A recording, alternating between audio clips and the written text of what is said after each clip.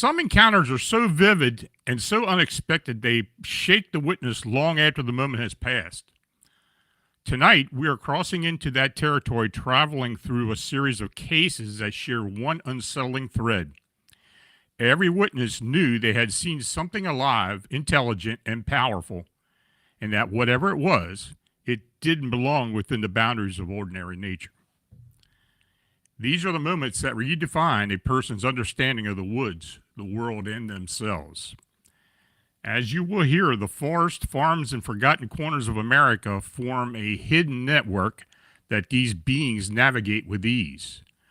From storm drains beneath Kansas City to frozen valleys in Colorado, and from Maryland's river sanctuaries to the deep rural wilderness of Minnesota, each report offers another piece of a larger puzzle. The question is not whether these creatures exist, but why they appear where they do, why they remain unseen for so long, and why the people who encounter them are changed forever. Now, this first account, a quiet moment while parallel parking turned into a shocking encounter where a witness saw a small, hairy figure climb out of a storm drain in the West Bottoms district in Kansas City.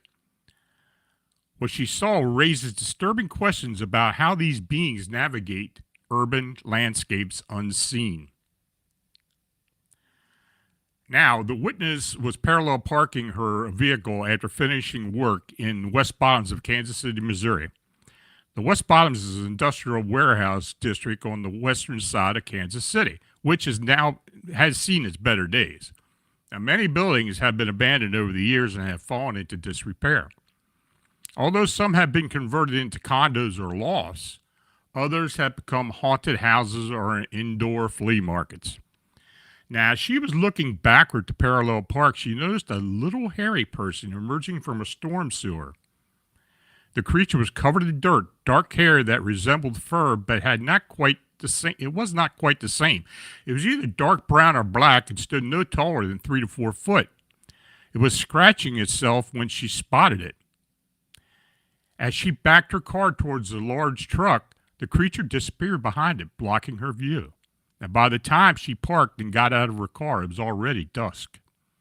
Now, given the location near downtown, it makes sense that the creature would use storm drains to navigate the city. Now, the West Bottoms is bordered to the north by the Missouri River and to the west by Kansas City, and to the east and south of Kansas City, Missouri. If food is scarce, there are dozens of restaurants and businesses nearby with dumpsters full of all kinds of food. It's hard to imagine any other reason for it to be in such a visible area if it hadn't desperately needed food at the moment. Now, ironically, my wife and I had a flea market booth in the exact building. This is coming from my investigator, Carter Bouchard, where she lived. Now, when she had her event, the building was being used as lost, but it soon went out of business and became a large flea market, and it's a small world. Now, this initial report was sent to me, and which I referred to Carter and for his interview and assessment, and so he wrote it up. So just imagine a juvenile Bigfoot coming out of a storm drain. That's hard to imagine, but she was very adamant about it. So you never know where you're going to see them. Now, this next account, a midnight hunt turned into terror when a witness using night vision realized the figure ahead was not human, but a towering horned creature that defied all known descriptions of Bigfoot. What followed was a desperate retreat that left more questions than answers. The witness tells me, it was June 1997 in north central Tennessee. Around midnight, the witness and his cousin were on a hunting trip, sitting at the edge of the large hollow filled with dense underbrush and numerous evergreens. Now, this hollow led into a larger valley with a clearing, which then extended to an ancient Indian burial site. After sitting quietly for a while, they heard a bush rustle deep within the hollow. The loud racket suggested that whatever was making the noise was large. Now, one of the witnesses was armed with a .22 Magnum rifle and had approximately 150 rounds of ammunition. Using his night vision scope, he initially saw what appeared to be a man. However, upon closer inspection, he realized that the figure was a creature of about 7 to 8 foot tall, covered in thick, dark fur and was slimmer than the typical image of a Bigfoot, almost skinny, and it had a neck. Protruding on either side of its head were long, tapered horns that were dark in color. Additionally, there was a horn on its head that pointed straight up. All the horns were approximately 5 to 6 inches long and matched the creature's dark coloration. Now, terrified, the witness emptied a 25-round clip into the creature before retreating to a nearby cabin about 65 feet away. The next morning, they could find no sign of the beast, only a scattering of spent shell casings and bullet holes in nearby walnut trees. The witness believed he had struck the creature several times. Nearby, animal traps had been sprung and all the bait was missing. On a nearby ridge, the witnesses discovered a series of tunnels made of bush and various sizes of tree limbs, vines, and leaves. They speculated that this could be the creature's lair, but refused to investigate any further. Now next, a family drive near Puxatawney, Pennsylvania took a chilling turn when an enormous dark creature, or figure, crossed the road in only 2 strides. Its height, speed, and glowing yellow eyes suggest a creature caught between 2 worlds. Now, he tells me this happened about 6 years ago. I was with my grandmother and my aunt, and we were driving back from Puxatawney one night around 8 p.m. As we were driving down a little hill, the darkness made it difficult to see anything clearly. And as we descended the mountain, our headlights illuminated the road, and suddenly a strange, solid black creature or figure crossed in front of us. It took about 2 long strides to cross the 15-foot road. At first, we thought it might be a shadow, but this figure is at least 7 feet tall, possibly even taller. It moved quickly, and we realized there was no way it could have simply been a shadow. It touched the ground twice and was across the road in an instant. What really stood out were its eyes.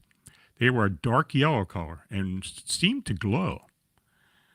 The figure was reminiscent of a half Bigfoot, almost like a hybrid of a Bigfoot and a dog.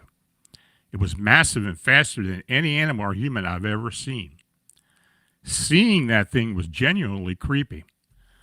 I never really believed in stories like this before, but after witnessing it, I can't help but have a lot more faith in such encounters. Now, this next account, a veteran road worker and his partner witnessed something leap from a ditch and scale a 10-foot rock wall in seconds during a heavy snowfall. Decades of experience could not explain the creature's size, speed, or behavior. Now, the witness tells me, I recently read your article about the Paintsville train mystery, which I found pretty intriguing. Although I had heard about it around the time it occurred, I never thought much about it until I read your piece.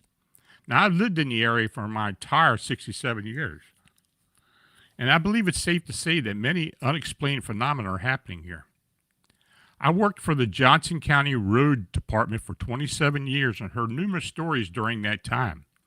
Most of these stories revolve about UFOs and ghost tales, but there have been a few that genuinely make you scratch your head.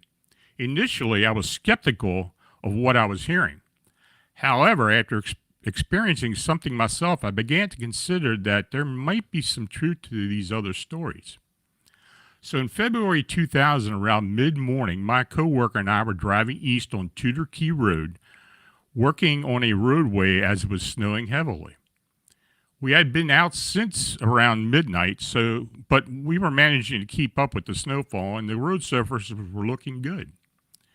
We had just passed Hayner's Branch Road and were approaching the area where the power line crosses above the road when I noticed something significant jump out of the ditch on our right and run across the road. There was a 10-foot rock wall on the other side of the road. It cleared the road and climbed over the rocks in just a few seconds. Both of us had a good look at it, and we had no idea what it was.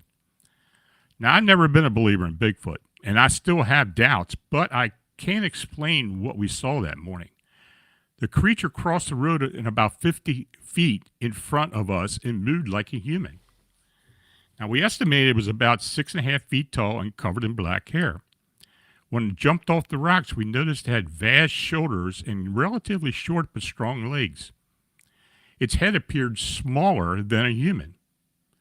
I have seen many bear, and this creature did not resemble any of them.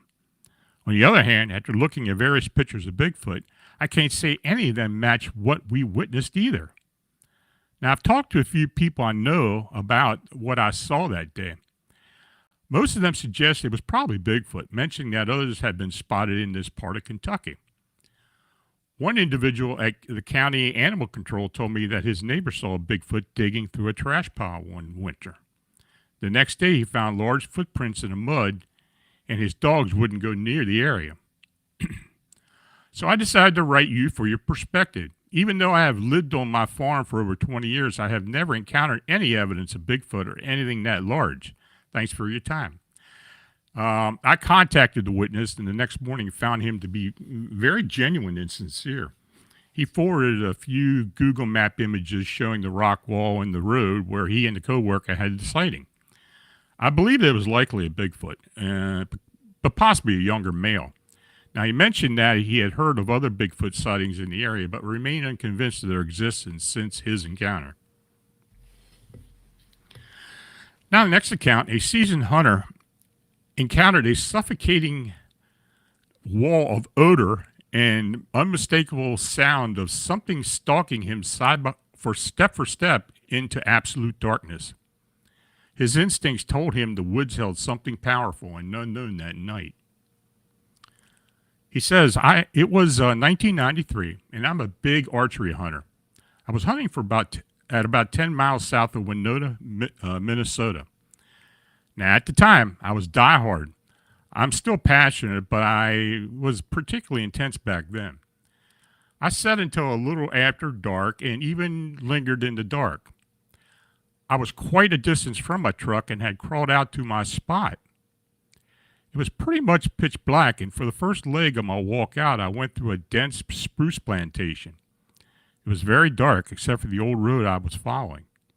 The area was tight and dark with spruce needles covering the ground, which made my footsteps quiet. I remembered the night being completely still, dead still, not unlike every other night. Now, after a while, I started walking out.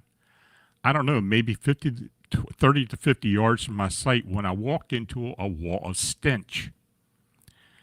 It wasn't just a smell. It felt like I hit a solid barrier.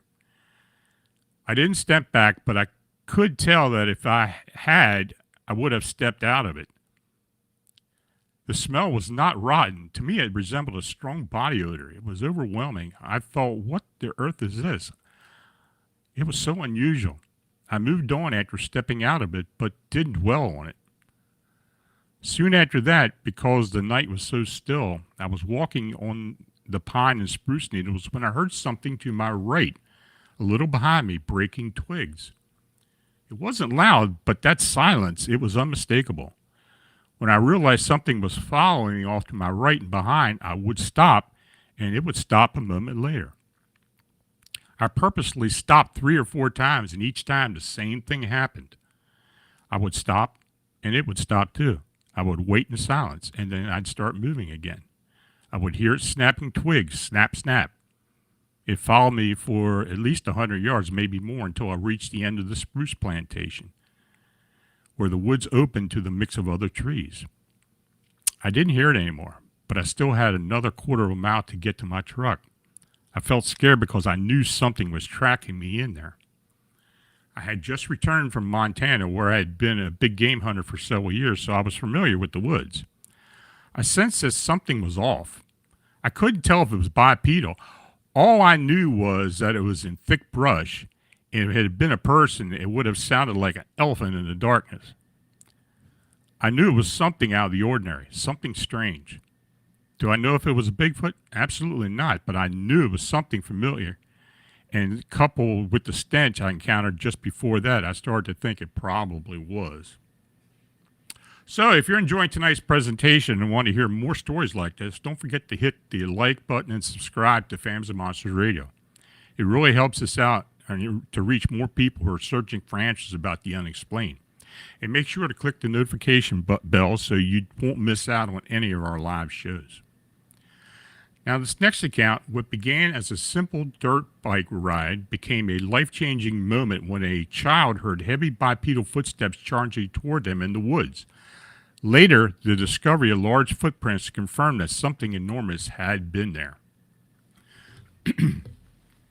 Witness states, I was a private investigator for almost 15 years. I'm now about 50 years old.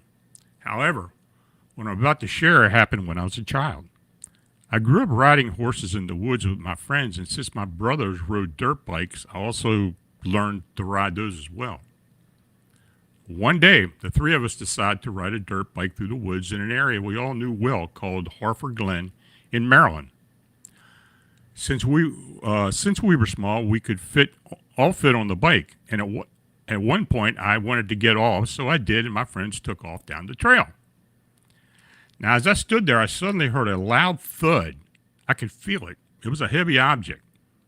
Having experience with horses, I knew that a 1,500-pound animal felt like when it stomped its feet. This sound was different. It was bipedal and two-legged. I heard a series of thuds and the sound of brush moving, and the noises were getting closer. I felt instant fear. I've never been afraid in the woods, as I had ridden my horses there many times alone. But this was different. Panic set in as I realized something significant was running towards me with long, heavy strides. I took off running down the trail, screaming for my friends. I called up to them on the dirt bike, shouting for them to stop. And when they did, I jumped on and yelled, "Go, go, go." We sped back up the trail towards my friend's house, which wasn't far away at all. I was terrified. They had to take me home afterwards. Now later, my brothers went out to search the area for answers. They didn't find anything, but did discover large footprints 12 to 13 inches long, resembling Bigfoot tracks. This all took place in the wildlife sanctuary of Harford Glen in Maryland, where the road ended right at the edge of the woods. We often rode our horses from a nearby farm just a mile away, all through this area, and we knew it was like the back of our hands. Now, what I encountered was indeed bipedal, large and heavy. As someone familiar with the sounds of a 1,500-pound animal, I am confident to say that the creature was distinct, significant, and substantial. I assure you that everything I'm telling you is accurate. My hands are shaking as I recount this story. The area was marshy and wet with houses on the outskirts. Now, in this next account, a search for abandoned ruins turned into a terrifying encounter as a mother and her teenage son realized they were being tracked through the woods by something intelligent. Deep footprints, strange vocalization, and a final roar confirmed they were not alone. Now, hello. My son and I had an experience with Bigfoot while walking in the unpopular part of Patapsco Valley State Park in Maryland. We initially set out to find the ruins of a town that was washed out in the 70s. My son was 15 at the time, and we weren't having much luck. From the very beginning, I felt uneasy. We were deep in the woods when we came across an empty ball field with metal bleachers and an old shack filled with outdated equipment. As we walked through the field, I felt an overwhelming sense of fear, as if we were being watched. I kept my thoughts to myself. Now, about 30 minutes into our walk, we realized we were in the wrong area. I thought to myself, oh great, I failed my angry teenager again. He's going to think that I can't do anything right. Now, while taking a picture of a burned up pine tree, my son said, "This is lame, let's go." That's when things took a quick turn. As we turned around and walked about 20 steps, my son picked up a stick and banged it against a tree. I looked down and noticed deep footprints in the semi-dried mud, tracks that hadn't been there when we walked up. We took pictures, and when I tried to recreate the indentation, I realized I couldn't. Panic set in as I began to feel we were being followed. I had to quickly decide whether my child was safer in front of me or behind me. It was a terrible thought. I pushed him in front of me. He had a machete, and I was armed with just a stick. We started to make our way back, and this is what we encountered. We heard rustling along the path, and my son caught a glimpse of an arm. We then listened to the sound of a jug, as if someone were blowing across the top. We saw two different sized prints, small and large. And as we ran past what looked like bedding in a thick, cool grass, we began to feel safer as we got closer to the car. Then my son, still anxious, hit the tree with his stick. At that moment, a giant roar echoed behind us. I grabbed the stick and yelled at him, "Stop hitting a tree. We know it works. Run." We finally made it back. I kept muttering how I wished that experience had never happened to us while my son enthusiastically exclaimed, "That's the best thing that ever happened to me." Now, once we got home, I was overcome with stress. My son insisted that we needed to tell someone about our encounter. I thought, oh man, I can't deny it. My son was with me. That's when I began to contact Bigfoot specialists and a cryptozoologist. I often told my husband, if the Bigfoot person calls, tell them I'll be back at 7:30. Now, this all happened 2 years ago, and I've thought about it a lot since. I believe Bigfoot could be real and not real at the same time. Perhaps they are spirits of the forest. Ultimately, I don't care whether people believe me or not. It happened, and I have no reason to withhold sharing this story. I also advise Bigfoot researchers to stop encouraging people to bang on trees. Apparently, they don't like it. So this is the same park where I had my encounter back in '81. Now, based on the description of the location, it was likely the area around Daniels, Maryland, approximately 6 miles downstream from where I had my encounter with Bigfoot. The mill town was washed away in 1972 during the floods of Tropical Storm Agnes. Now, this next account, a farmer working on his land discovered large human-like tracks, then witnessed a Bigfoot walking away at close range. Later sightings and multiple eyewitness confirmations suggest a small family unit was living within the site of the nearby houses.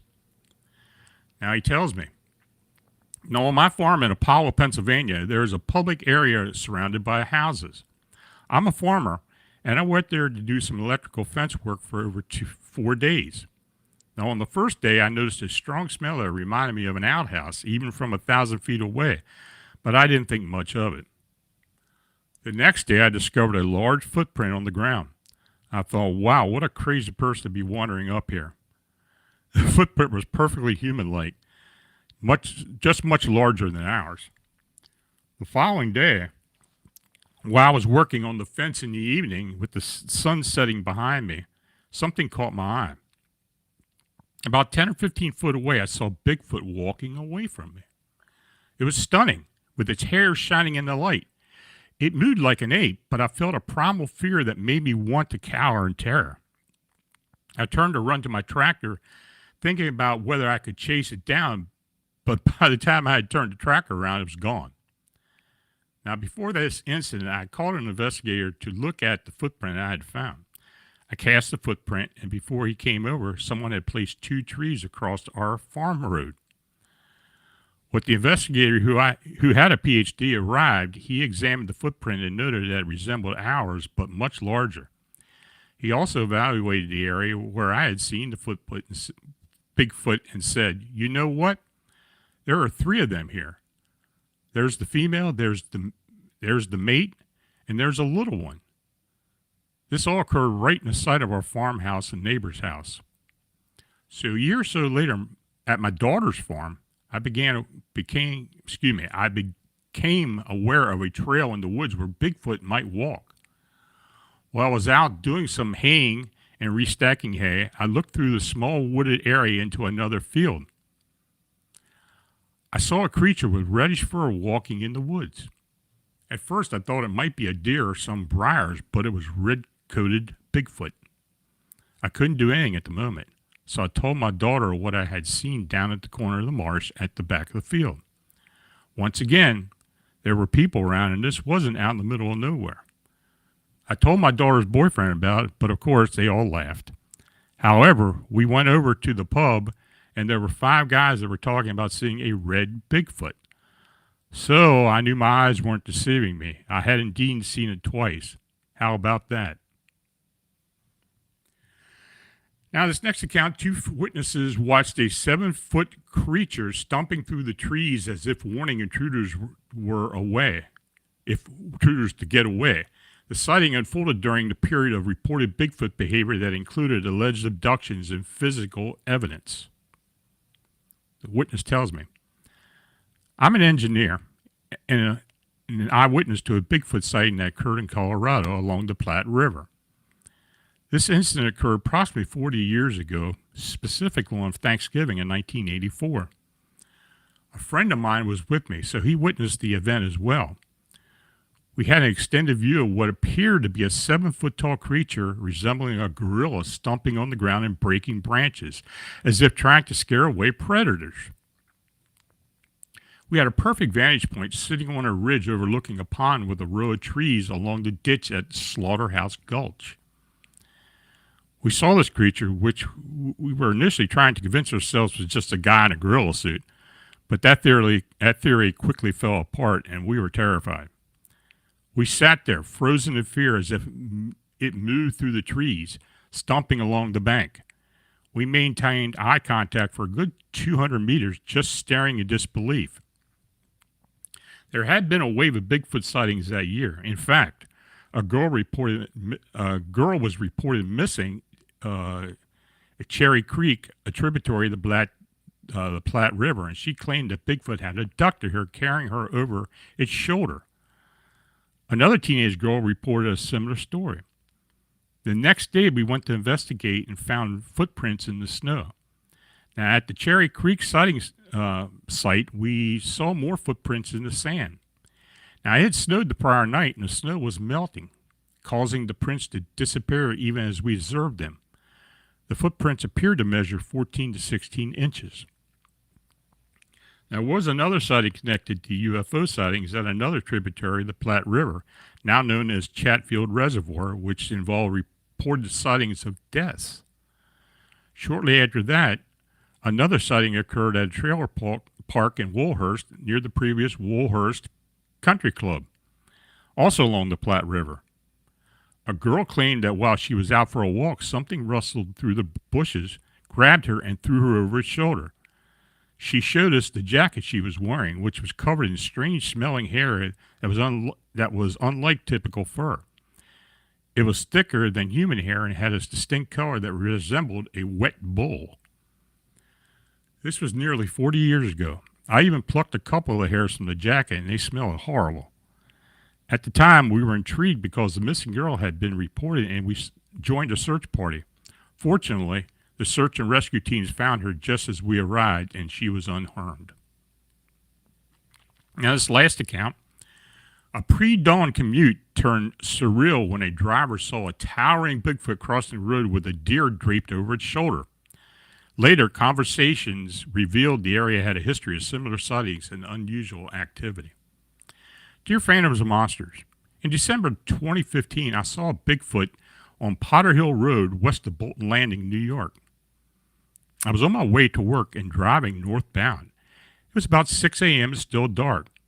I was approaching Lake Ridge Road when I noticed a tall Bigfoot standing from the road, then into the woods to my right. It had a deer draped over its left shoulder. I know this will sound crazy, but I could swear this Bigfoot was over 9 foot tall. I knew this because I came back the afternoon and measured some landmarks, including a road sign. I've never heard of one of these getting that tall. It was covered in dark brown hair, almost black. I didn't get a clear look at the face, but it appeared to have very thick hair covering most of its body. It wasn't that bulky unless it was the angle from which I was looking at. Reminded of the Star Wars Wookiee in the body and legs.